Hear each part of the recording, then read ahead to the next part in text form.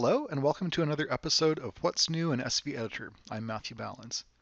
So 2 releases ago in 1.7.3, we added additional support to the script launching capability that made it much easier to capture errors and figure out what went wrong during execution of a script.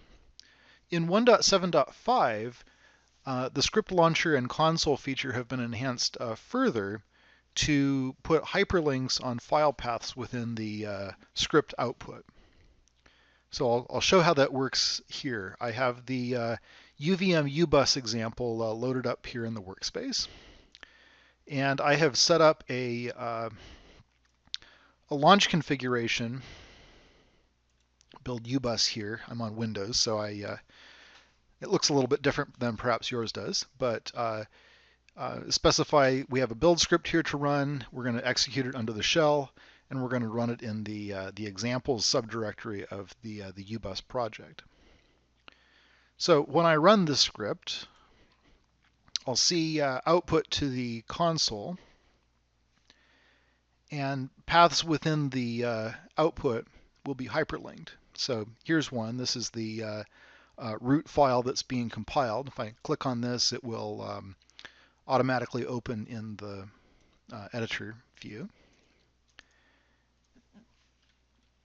Now I can also do some other things. So for example, if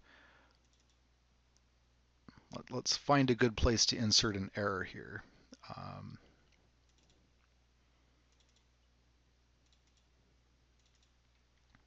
Let's put an error here in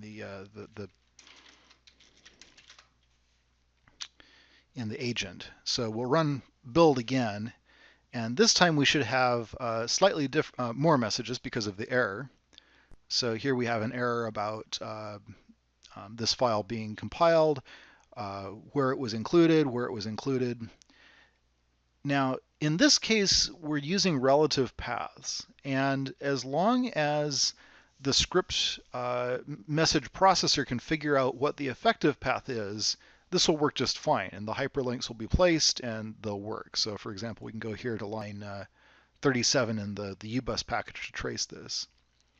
I advise caution though on using relative paths when producing output, because it is oftentimes a little bit tricky to figure out what the effective directory is, especially if that changes across the execution of the build script. Okay, but new feature, hyperlinks for file paths in the console of the script launcher in SVEditor 1.7.5. Thanks, and see you next time.